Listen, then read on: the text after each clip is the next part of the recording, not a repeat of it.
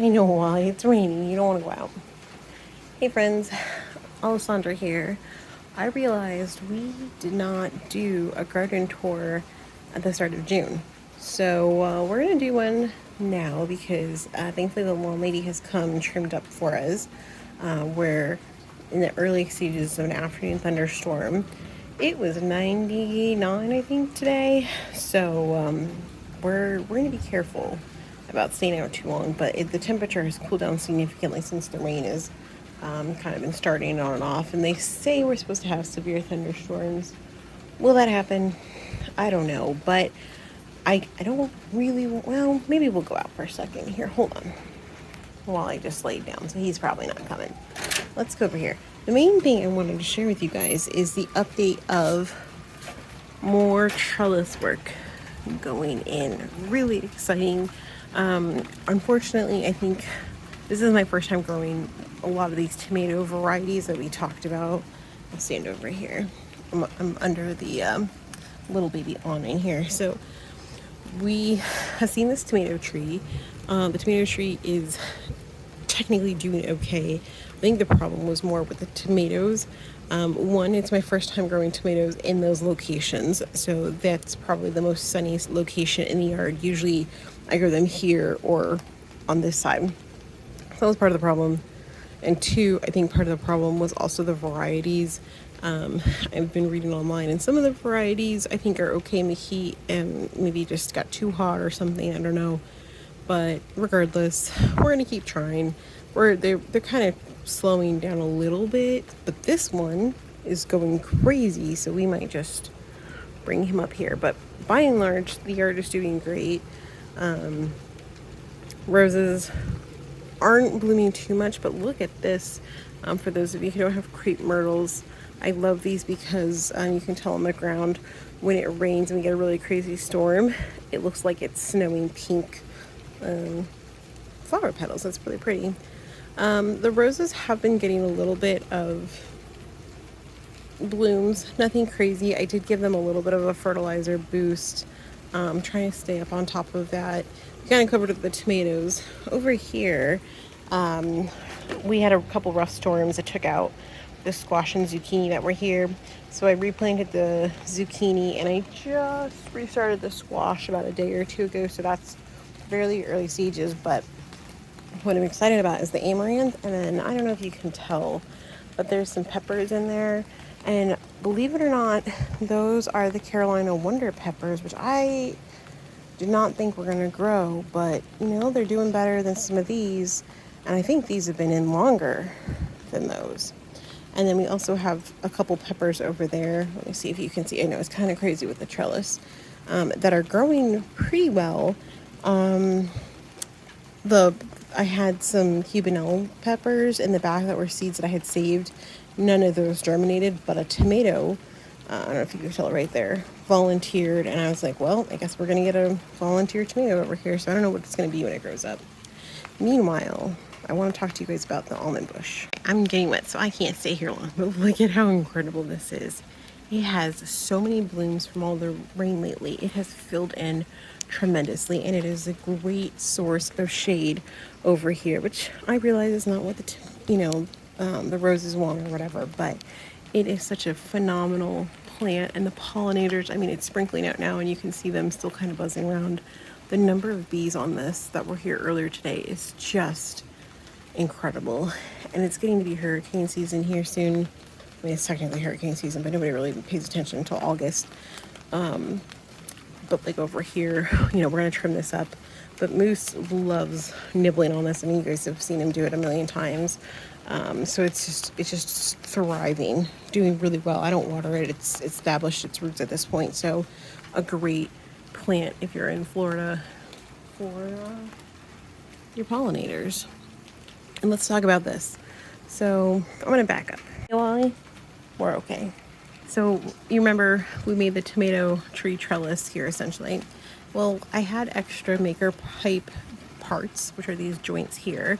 And I thought, well, why not keep going? I need trellis in this area. So it looks visually crazy with all of the layers of trellis, but essentially we just ran more T connectors, dropped some more umbrella bases, and I got the same 5 by 15 netting over there, and we just zip tied it up here. And I'm really excited about that because one, this tomato is growing crazy good, so we're gonna need to get it up there, so we're gonna use this trellis. Two, I have a volunteer tomato over here in these peppers. I don't know what it's going to be, but I don't know a tomato that isn't crazy growing in Florida. So there's that. I have tomatoes that I started in here a while ago, and they just aren't making any momentum. So hopefully someday these will get some momentum.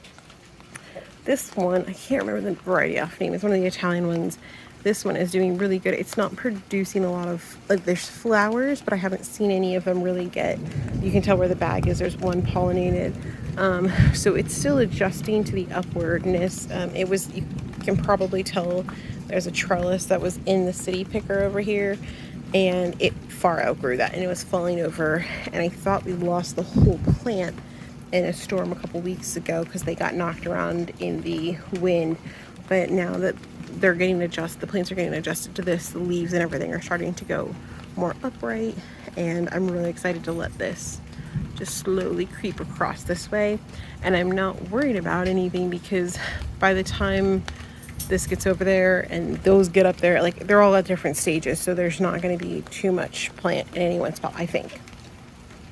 Collards are somehow still alive. I'm constantly surprised. I haven't harvested them. I probably should have, but busy. Our green stalks are doing okay, although I am working on a update and upgrade potentially for the watering mechanisms. Hopefully more on that later, just to improve since I have so much water flowing. But all you need to know with the trellis is because we have this pipe and base here, we just put another T-connector over here, and, well, you might be able to guess, but some hanging baskets I think are in order up here, just because this is just a little meh, you know? I want plants everywhere. All right, let me go back in because it's starting to rain here. My trusty boy is here. He's always here. Now, some updates. The orchids, which have been blooming beautifully for us since February or March, starting to have a little dieback. We're starting to get some wilting on some of the flowers. So, you know, that's okay. It's bound to happen. I'm happy with, 3 or 4 months of blooms. That's pretty great. And I think we still can get a couple more weeks out of them. I think it's just so hot. And even if you water them once a week, I think it's hard for them to keep up sometimes. So we might just be a little bit more diligent, especially in these smaller ones, because it's hard. Like this one, I mean, yeah, that one just was a loss. I mean, we've been watering it. It's just an older one. I think it just, yep, there it goes. I can't make any sudden movements on the table here, but we have done at least one monarch butterfly release. I have 2 swallowtails in their chrysalis in here, and I was getting ready to go clean the cage last night. Well, let me rephrase that. I had one that went into chrysalis a couple days ago, and then last night I was going to go empty I empty the cages in the morning and at night, and they get new food, clean all the poop out. And last night there was one that was getting ready to go into his chrysalis, and let me see if I can. Yeah, okay. So it's that one there, right? And I'm like, oh, okay, this is great. And I look at it and I'm like, oh my gosh. And I should have taken a picture, and I panicked and I was like, oh my gosh. And what happened was I had been cleaning this cage last night, and I thought I had zipped it up, and I left about this much unintentionally open in the zippers.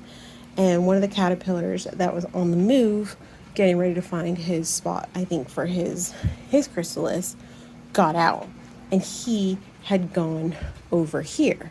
So I was trying to like pick up any little poop, because like I don't like to disturb the cages when they're hanging, essentially, like we call them the J hangs or whatever they're doing, to make their chrysalis right. Like you try not to disturb them.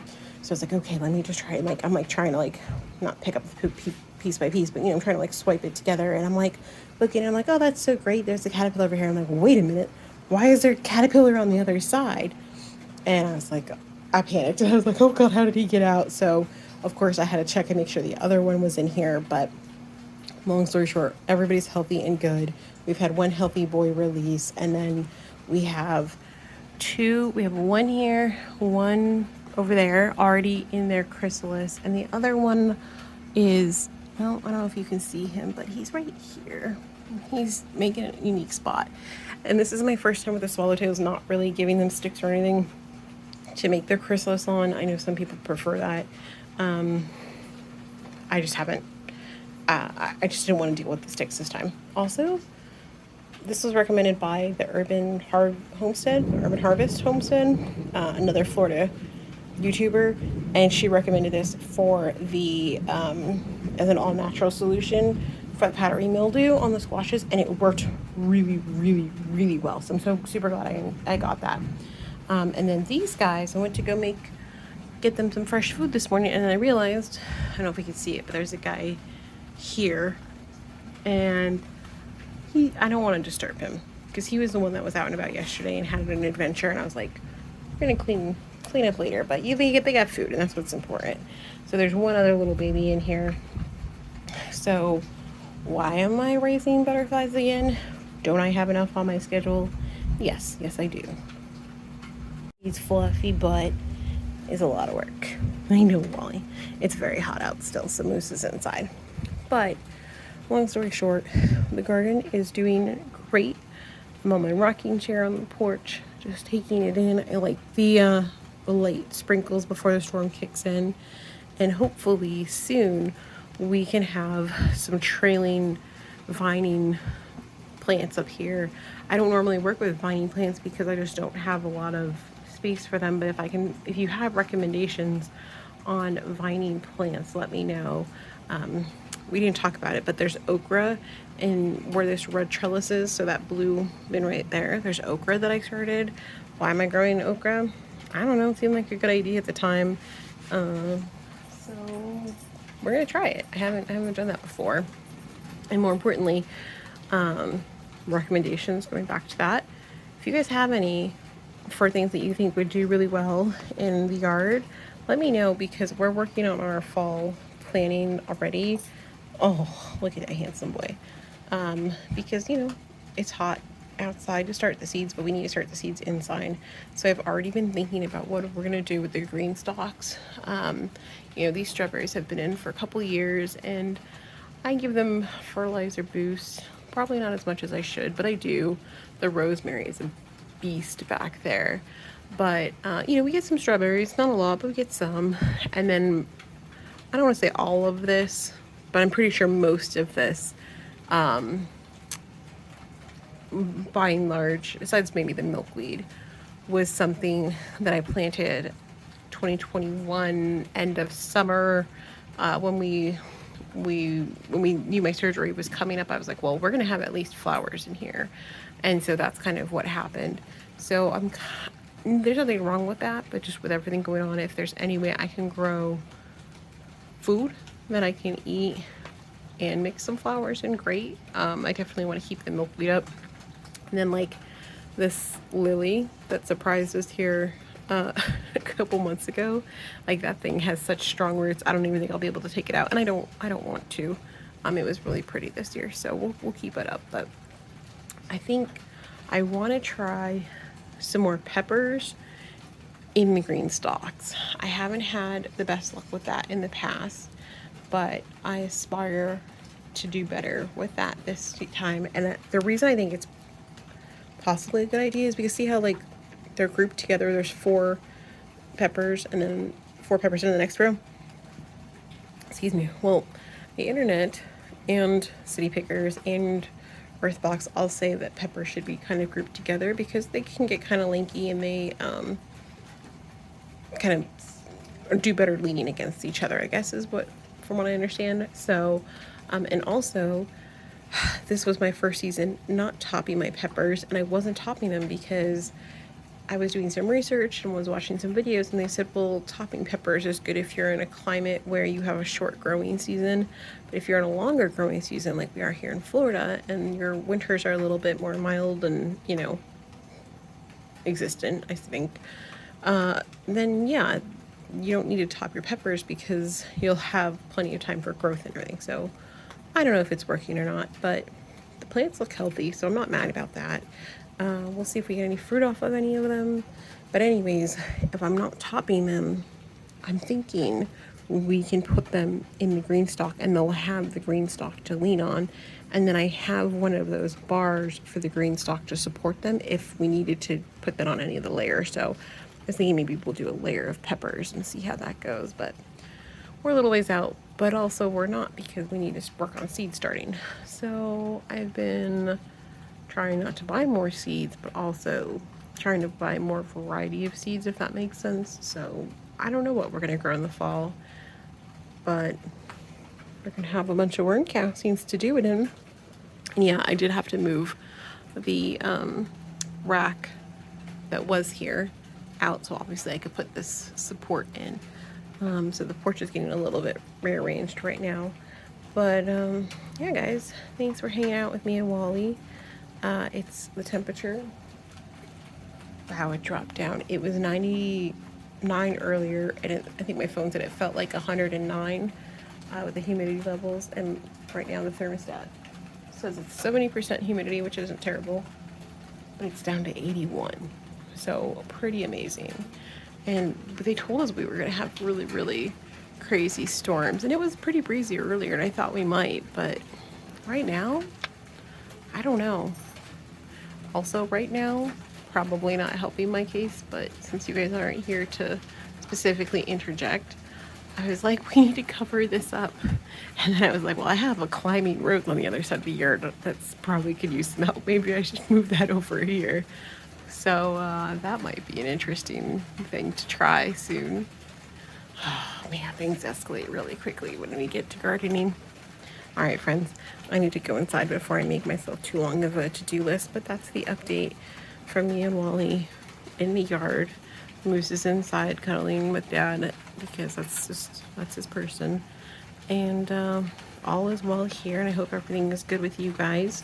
How is your garden going? I know a lot of you guys are up north, or we have, friends all over the world here, so I'm curious to know how your garden is doing. Let me know.